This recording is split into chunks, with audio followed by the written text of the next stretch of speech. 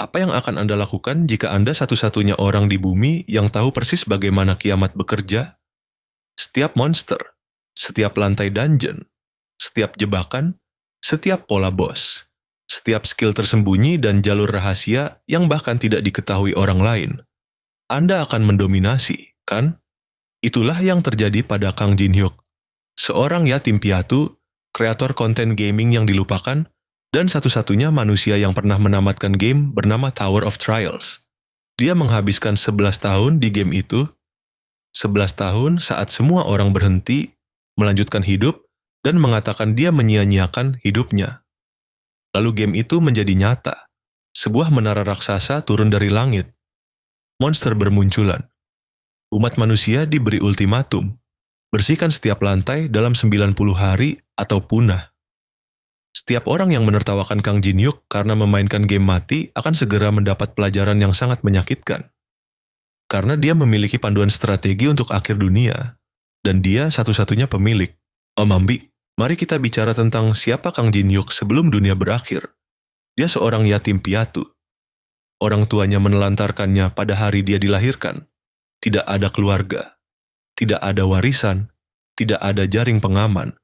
Hanya seorang anak yang harus mencari cara bertahan hidup sendirian di dunia yang tidak peduli apakah dia hidup atau mati. Dan Jin Hyuk menemukan pelariannya dalam gaming. Tepatnya, dalam satu game, Tower of Trials. Sebuah RPG realitas virtual yang dikenal sangat sulit.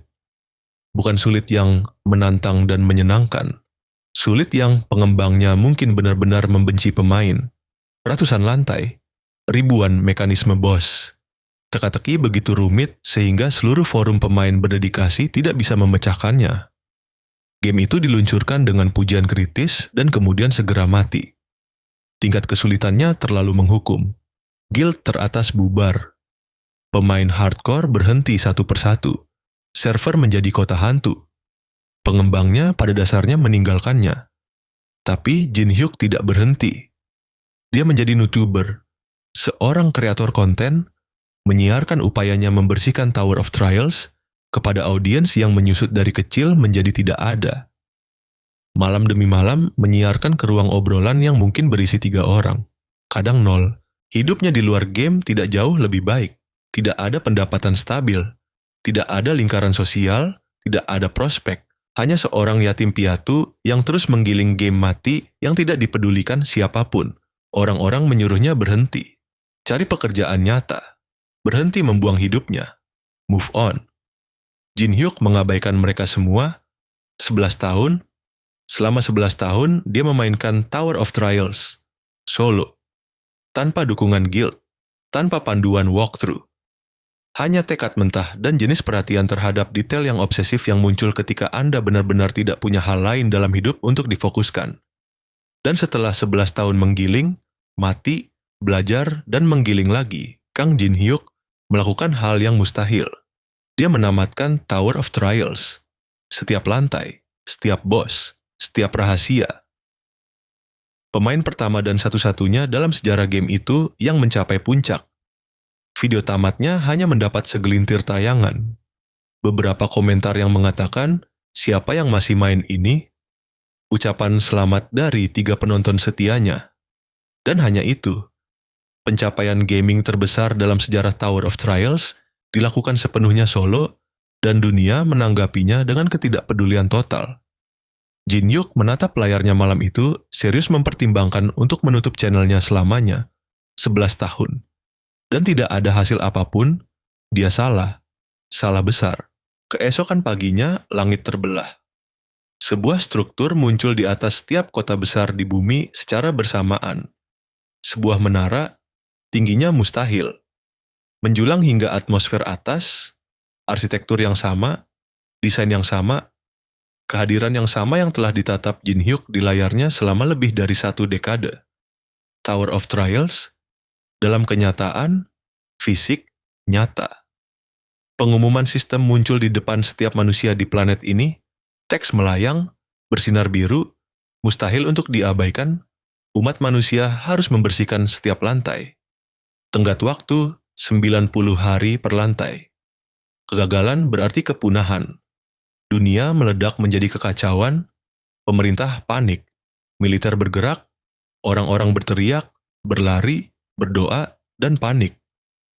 Kang Jin-hyuk berdiri di tengah semua itu dan membaca pesan sistem dengan fokus tenang seorang pria yang sudah tahu setiap kata sebelum muncul.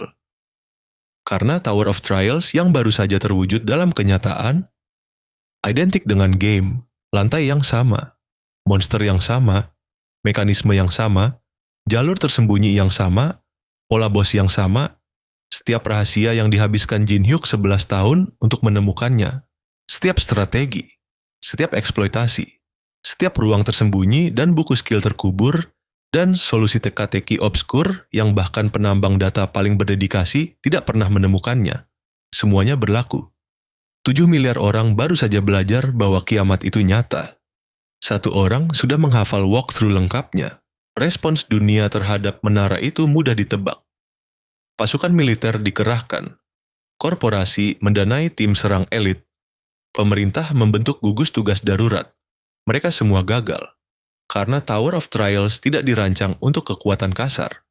Setiap lantai memiliki mekanisme spesifik, teka-teki spesifik, pola bos spesifik yang tampak mustahil jika Anda tidak tahu solusinya, dan menjadi hampir sepele jika Anda tahu. Militer mengirim unit terorganisir ke lantai-lantai bawah.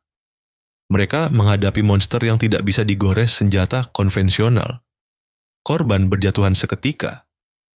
Berita menyiarkan pembantaian, berita utama menjerit bahwa umat manusia ditakdirkan hancur. Sementara itu, Kang Jin-hyuk berjalan masuk sendirian. Dia tidak membawa senjata berat, dia tidak membawa tim, dia membawa pengetahuannya. Dan pengetahuannya menghancurkan. Jin-hyuk tahu titik buta tepat dalam jangkauan deteksi setiap monster. Dia tahu jendela waktu yang tepat untuk setiap serangan bos. Dia tahu di mana ruang harta tersembunyi berada, ruang yang dikubur pengembang game begitu dalam sehingga tidak ada pemain yang pernah menemukannya. Tidak ada pemain kecuali dia. Dia membersihkan lantai 1 dalam hitungan menit. Bukan melalui kekuatan luar biasa, dia memulai dari level 1 seperti orang lain, tetapi melalui eksekusi sempurna dari strategi yang tidak bisa dibayangkan oleh siapapun di dunia. Karena tidak ada orang lain yang menghabiskan 11 tahun mempelajari rahasia terdalam game itu. Sistem mengumumkan tamatnya. Pemain lain di sekitarnya yang berhasil melewati pintu masuk menatap dengan tidak percaya. Tamat solo. Pada hari pertama. Oleh orang yang tidak dikenal siapapun. Pertanyaan langsung bermunculan, siapa orang ini? Dari guild mana dia berasal? Kemampuan apa yang dia miliki? Jawaban untuk ketiganya. Bukan siapa-siapa, tidak ada, dan tidak ada yang pernah Anda lihat sebelumnya. Inilah yang membuat Jin-hyuk benar-benar berbahaya. Dia tidak hanya menamatkan Tower of Trials dalam game, dia mengoptimalkannya. Dia menemukan setiap interaksi tersembunyi, setiap kombinasi skill terkubur, setiap eksploitasi yang tidak pernah dimaksudkan pengembang. Dan sekarang dia mengeksekusi optimasi itu dalam kenyataan dari level 1. Jin-hyuk tahu persis skill mana yang harus diperoleh terlebih dahulu.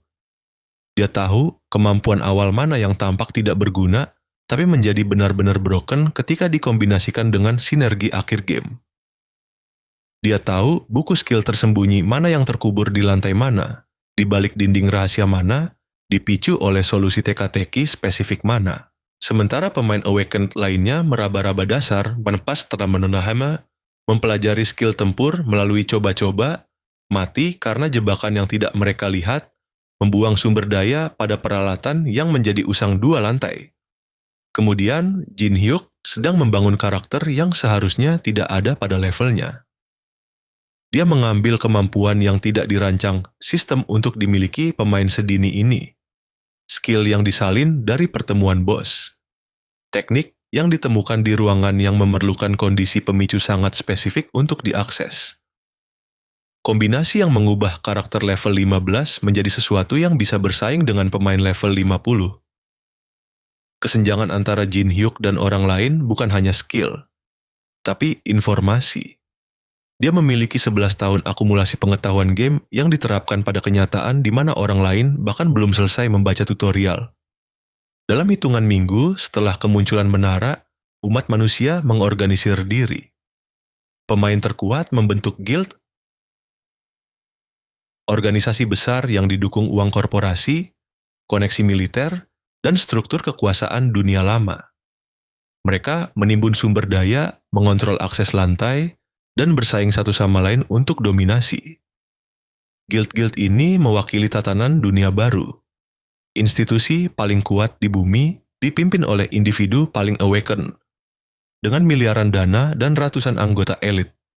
Lalu ada Jin Hyuk, satu orang, tanpa guild, tanpa dukungan, tanpa sumber daya kecuali apa yang dia tarik dari menara itu sendiri. Mengalahkan setiap guild dalam pembersihan lantai. Setiap guild ingin merekrutnya. Mereka menawarkan uang, status, perlindungan, peralatan, apapun yang dia inginkan. Jin Hyuk menolak. Semuanya. Bukan karena dia mulia. Karena dia tahu guild-guild itu sebenarnya apa. Dia memainkan seluruh alur cerita mereka dalam game. Dia tahu pemimpin guild mana yang diam-diam korup. Dia tahu aliansi mana yang akan terbentuk dan mana yang akan pecah.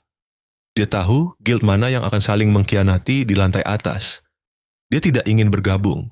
Dia ingin mempermalukan mereka. Dan disinilah solo max level newbie menjadi benar-benar adiktif. Ketika guild teratas mengumumkan upaya pembersihan bos besar, 50 pemain elit, persiapan berminggu-minggu, strategi yang dikoordinasikan dengan hati-hati, Jin Hyuk muncul tanpa diundang dan menamatkan bos itu solo sebelum mereka bisa menyerangnya. Bos yang mereka rencanakan berminggu-minggu, hilang, dalam hitungan menit, oleh satu orang. Dia menoleh ke pemimpin guild dan penghinaannya nuklir. Ini terjadi lagi, dan lagi. Setiap kali sebuah guild mengumumkan pembersihan profil tinggi, Jin Hyuk ada di sana lebih dulu. Setiap kali item langka muncul yang sudah dikepung guild berminggu-minggu, dia menyambarnya karena dia tahu kondisi spawn tepat yang tidak mereka ketahui. Dia tidak hanya lebih kuat, dia membuat mereka terlihat bodoh, mengekspos kesenjangan antara kekuatan yang dibeli dengan uang dan pengetahuan yang dia peroleh. Guild-guild berubah dari mencoba merekrutnya menjadi mencoba membunuhnya. Hadiah buruan, regu pembunuh, penyergapan terkoordinasi. Tidak ada yang berhasil karena Jin Hyuk sudah tahu strategi mereka. Dia memainkan alur cerita setiap guild. Dia memicu setiap jebakan yang bisa mereka pasang. Dia tahu set skill pembunuh mereka sebelum mereka menyerang. Mereka memainkan menara untuk pertama kalinya. Dia di New Game Plus. Jin Hyuk bukan operator solo murni. Saat lantai semakin tinggi, dia bertemu individu yang mendapatkan rasa hormatnya.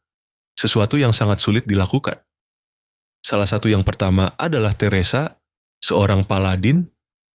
Dia menonjol langsung karena imannya, keberaniannya, dan kekuatan emosional yang menyeimbangkan pendekatan Jin Hyuk yang dingin dan terhitung terhadap segalanya. Di mana Jin Hyuk memperlakukan menara seperti game yang harus dioptimalkan, Teresa memperlakukannya seperti panggilan untuk melindungi orang. Dinamika mereka menciptakan ketegangan asli. Dia memaksanya mempertimbangkan biaya manusia dari strateginya, sementara dia membuatnya tetap hidup melalui situasi yang tidak bisa dilalui keberanian saja. Tapi eskalasi sebenarnya bukan tentang sekutu, tapi tentang menara itu sendiri. Saat Jin Hyuk memanjat lebih tinggi, dia mulai menghadapi hal-hal yang tidak ada dalam game.